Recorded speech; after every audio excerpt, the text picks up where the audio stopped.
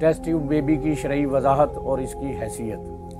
बाज़ औक़ात औरत के रहम की ट्यूब्स बंद या तंग होने की वजह से तौलीदी मादे का मिलाप मुमकिन नहीं होता, या फिर किसी बीमारी की वजह से भी इस्तक़रार हमल नहीं हो सकता।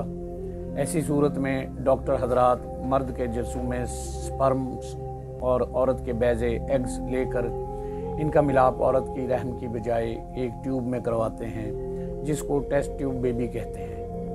जब ये अमल जो औरत के रहम में मुमकिन नहीं था मुकम्मल हो जाता है, तो फिर इसको अगले मराहल की तकमील के लिए रहम मादर में मुंतकिल कर दिया जाता है। और ये बात तो तय हो गई कि ये अमल किसी मजबूरी की वजह से किया जाता है, इसलिए शरई तौर पर ये जायज़ है और शरई तौर पर इसकी इजाज़त है, लेकिन इस शर्त के साथ कि स्पर्म्स और एग्स मियाँ बीवी के ही हों।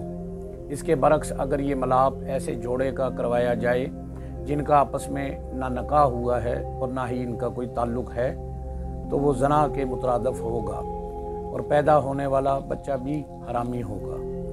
याद रखें, इस्लाम एक आलमगीर मज़हब है और क़यामत तक इसके बाद कोई अब नया मज़हब नहीं आएगा। इसलिए इस्लाम ज़माने के साथ साथ चलने की भरपूर सलाहियत रखता है। इसमें बहुत ज़्यादा वुसअत पाई जाती है। साइंस जितनी भी तरक्की कर ले, जहाँ तक भी पहुँच जाए, मुसलमानों की ज़िंदगी में कोई रुकावट नहीं आएगी, क्योंकि इस्लाम एक मुकम्मल ज़ाब्ता हयात है। रिहाइश, सफ़र, इलाज, मुआलजे और दीगर शोबाहाए ज़िंदगी में जो भी फ़ायदामंद जदीद तरीक़ेकार सामने आएंगे, इस्लाम उनको अपनाने में कभी भी रुकावट नहीं बनेगा। लिहाजा टेस्ट ट्यूब बेबी मज़कूरा बाला तरीक़ाकार के मुताबिक और मज़कूरा बाला शराइत के मुताबिक जायज़ है।